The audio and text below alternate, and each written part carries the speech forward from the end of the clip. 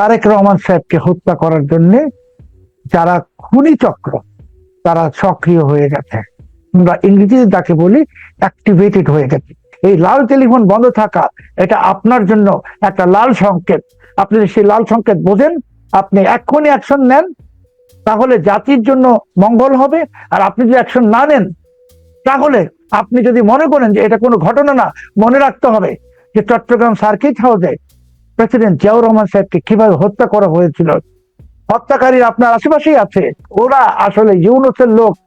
তারা আপনাকে হত্যা করবে, হত্যা করে তারা বাংলাদেশে জামাতে ইসলামীকে ক্ষমতায় বসাবে, না হয় ইউনূসকে বসাবে। তারেক রহমান সাহেবকে হত্যা করলে এক ঢিলে দুই পাখি মারবে। তারেক রহমান সাহেবকে হত্যা করলে সে হত্যার দায় যাবে শেখ হাসিনার উপর। এক ঢিলে দুটো দলকে শেষ করবে সে। প্রধানমন্ত্রী লাল ফোনটি 7 ঘন্টা ধরে বিকল হয়ে রইল এবং এক ধরনের দৌড়ঝাঁপ শুরু হলো, কিন্তু 7 ঘন্টা প্রধানমন্ত্রীর লাল ফোনের গুরুত্ব সম্পর্কে নিশ্চয়ই আমাদের ধারণা আছে। সেটি অচল হয়ে থাকা, এটিকে আমরা স্বাভাবিক হিসেবে ধরবো? এবং একই সঙ্গে আপনার কাছে প্রশ্ন যে এই ধরনের ঘটনা আগে কখনো ঘটেছে কিনা, আর যদি স্বাভাবিক না হয়ে থাকে কোন ধরনের ষড়যন্ত্র ঘটছে কিনা, আপনার মতামত? অনেক অনেক ধন্যবাদ। দেখুন, আপনারই অনুষ্ঠানে, মানচিত্রের গত অনুষ্ঠানে আমি কিন্তু আপনাকে জানিয়েছিলাম যে ইউনূস ফ্রান্সে বসে ষড়যন্ত্র করছে, ওয়াগনার গ্রুপ এবং আইআরআই এর সঙ্গে যোগাযোগ করছে, IRA শেখ হাসিনা হত্যা করার জন্য। আর বাংলাদেশে কিছু অবসরপ্রাপ্ত এবং বহিষ্কৃত সেনা অফিসার তারা প্রধানমন্ত্রী তারেক রহমানকে হত্যা করবে। তো আমি যখন এই কথাটা বলেছিলাম আপনার প্রোগ্রামে, তখন অনেকেই সম্মানিত দর্শকরা ভেবেছিলেন, শ্রোতারা, যে আমি হয়তো গুজব ছড়াচ্ছি। তো আপনিও সাংবাদিকতায় দীর্ঘ বহু সময়, আমরা তো আসলে গুজব ঠিক ছড়াই না, আমরা তথ্য পেলে কথা বলি। যেহেতু আমাদের তথ্যটা অন্যরা জানে না, এই জন্য তখন মনে হয় এটা গুজব। কিন্তু আপনার সেই মানচিত্রের অনুষ্ঠানের 7 দিন পার হয়নি, প্রধানমন্ত্রীর লাল টেলিফোন 7 ঘন্টা অচল। প্রধানমন্ত্রীর লাল টেলিফোনটা অচল মানে, আল্লাহ না করুক প্রধানমন্ত্রীর উপর যদি কোনো অ্যাটাক হতো বা হয়, তাহলে উনি যে কুইক রেসপন্সের ব্যবস্থা করবেন, সেটাই কিন্তু লাল ফোন। যে কুইক রেসপন্স উনি চাইলে, সেখানে SSF আছে, ওনার নিজস্ব CSF আছে, এরা তাৎক্ষণিক ব্যবস্থা নেবে। কারণ কেউ তার অস্ত্র হাতে নিয়ে প্রধানমন্ত্রীর অফিস কক্ষে বসে থাকে না, ওরা বাইরে থাকে। তো এই যে কুইক রেসপন্স টিমটাকে নিষ্ক্রিয় করে দেওয়ার জন্য লাল টেলিফোনটা শুধু বন্ধ করে দেওয়া হয়নি, এটা প্রায় 8 মিটার তার কেটে ফেলা হয়েছে। 8 মিটার। বাংলাদেশের ইতিহাসে, পৃথিবীর কোন দেশের ইতিহাসে একজন সরকার প্রধানের এই লাল টেলিফোন বন্ধ থাকবে, তার কেটে ফেলবে, এটা কল্পনাও করা যায় না। তার মানে এখন আমি বলবো যে ইঙ্গিত সুস্পষ্ট যে তারেক রহমান সাহেবকে হত্যা করার জন্য যারা খুনি চক্র তারা সক্রিয় হয়ে গেছে, আমরা ইংরেজিতে যাকে বলি অ্যাক্টিভেটেড হয়ে গেছে। এখন সেটা প্রধানমন্ত্রী কতটা অনুধাবন করছেন বা করতে পারছেন, সেটা তো আমি জানবো না, আপনিও জানেন না। বা প্রধানমন্ত্রী তো এই সিকিউরিটি অ্যাফেয়ার্স দেখার মতো নিশ্চয়ই লোকজন আছে, উনার অ্যাডভাইজার আছে, আমি জানি সেটা প্রতিরক্ষা উপদেষ্টা। কিন্তু প্রধানমন্ত্রীর ব্যক্তিগত নিরাপত্তা দেখার জন্য দায়িত্বপ্রাপ্ত যারা আছেন, তারা যদি বিষয়টাকে সিরিয়াসলি নিতেন, তাহলে তো প্রধানমন্ত্রীর পুরো অফিস তাৎক্ষণিক ইভাকুয়েশন হয়ে যাওয়া উচিত ছিল। মানে মার্কিন প্রেসিডেন্ট ডোনাল্ড ট্রাম্পের অফিসে এরকম একটা ঘটনা ঘটে, ডোনাল্ড ট্রাম্পকে ওই পাতাল ট্রেনে চড়ে অন্য জায়গায় নিয়ে যাবে, এয়ারফোর্স ওয়ানে আকাশে উড়িয়েছিল, চেক করা হবে পুরো অফিসটা যে আর কি কি ঘটনা হয়েছে। তো 7 ঘন্টা যদি একটা রেড টেলিফোন বন্ধ থাকে, সেখানে টাইম বোমাও রাখা যাবে, সমস্যা তো নাই। তাহলে প্রধানমন্ত্রীর এই অফিসে কি সিসি ক্যামেরা নাই? যে সিসি ক্যামেরাতে দেখা যাবে তারা এই টেলিফোনের লাইন কাটছে, তারপরেও প্রধানমন্ত্রীকে শেষ করুন, শেষ করুন। আমি প্রশ্ন করছি। তারপরেও প্রধানমন্ত্রীকে অফিস করতে দেওয়া হচ্ছে কেন? এটা তো হাই সিকিউরিটি রিস্ক। প্রধানমন্ত্রীকে তো তাৎক্ষণিক ওই অফিস থেকে সরিয়ে ফেলে সেখানে পুরো সুইপিং করা উচিত, সেখানে সবকিছু চেক করা উচিত পুঙ্খানুপুঙ্খ।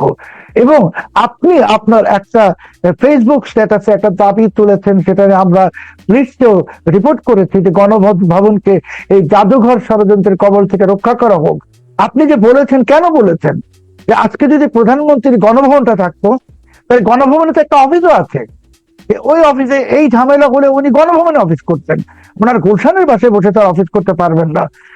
এই যে প্রধানমন্ত্রীকে গণভবনটা বন্ধ করে দেওয়া হলো দুর্বৃত্ত ইউনূস, এটা কিন্তু একটা ষড়যন্ত্র, সেটা তারেক রহমান সাহেব বুঝতেছেন না, অবশ্যই বোঝেন নাই, বুঝলে তো উনি বন্ধ করে দিতেন।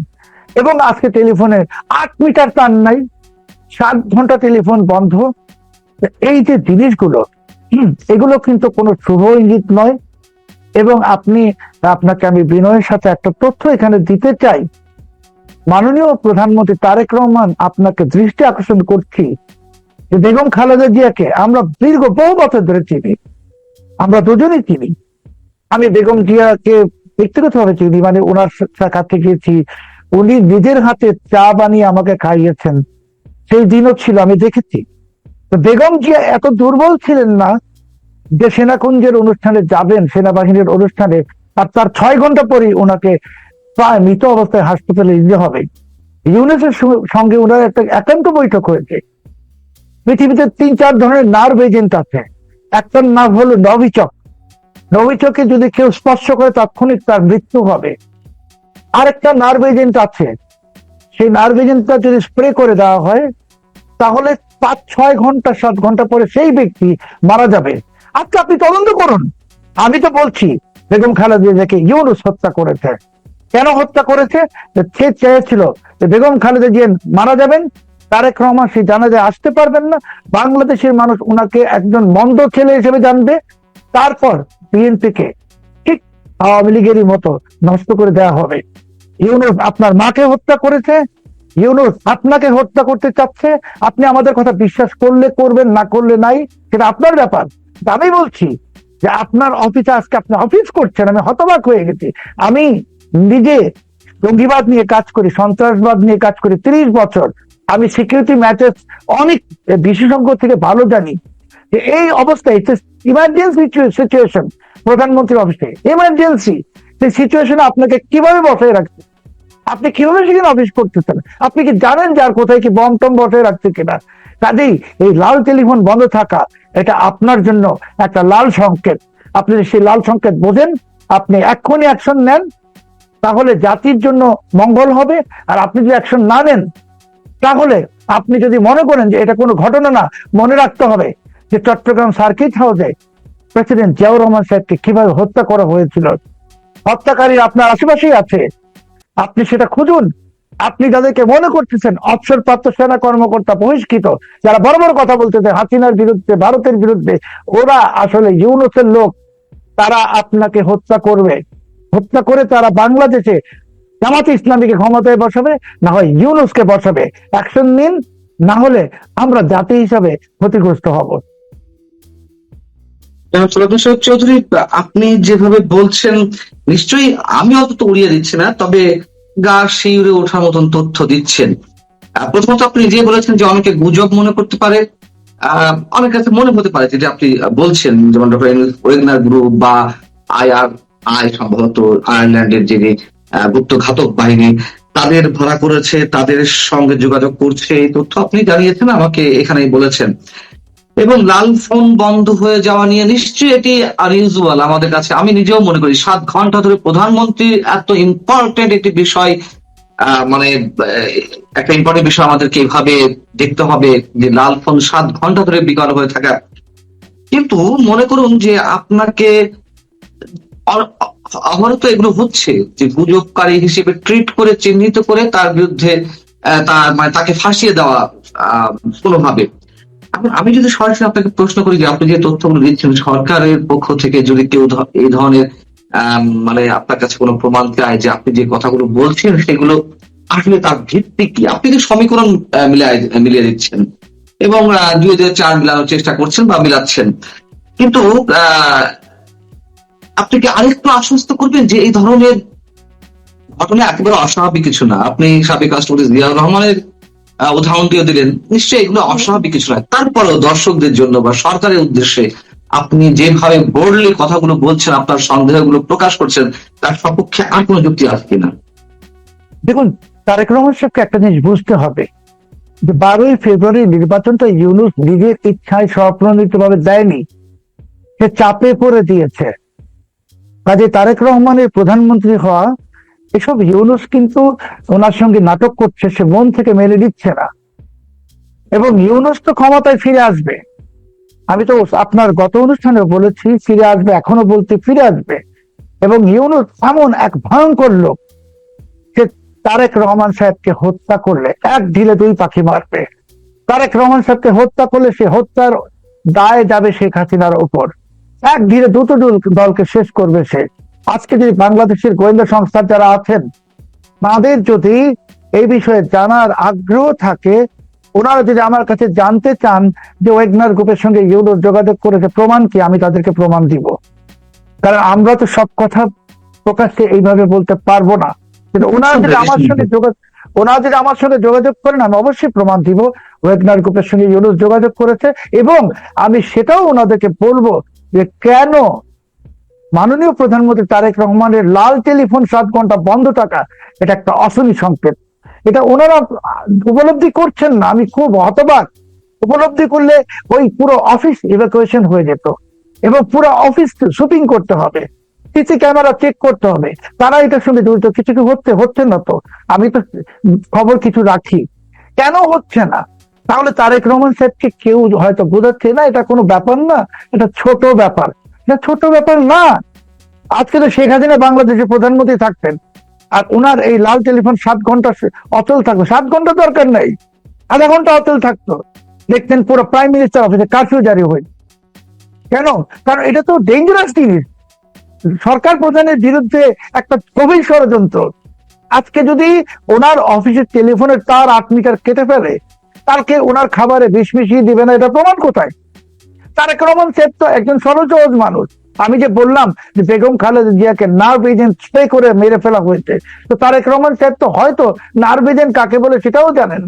একটা কলমের মধ্যে নার্ভ এজেন্ট থাকে যদি, কিন্তু উনি আটকাবেন না, তো সেই কলমটা স্প্রে করে দিবে উনি 8 ঘন্টা পরে, 9 ঘন্টা পরে, 10 ঘন্টা পরে। কাজেই এটা আমাদের গোয়েন্দা সংস্থারা যদি আমাকে জিজ্ঞেস করেন, যে কোনো কেউ, তাহলে কে জিজ্ঞেস করবে তার সেই ব্রেন থাকতে হবে বোঝার মতো। আমি ওনাদেরকে প্রমাণ সহ দিব। কেন বলছি, মানচিত্র প্ল্যাটফর্ম গুজব ছড়ানোর প্ল্যাটফর্ম না, বা আমি বা মঞ্জুর আলম পান্না আমরা গুজব ছড়াই না।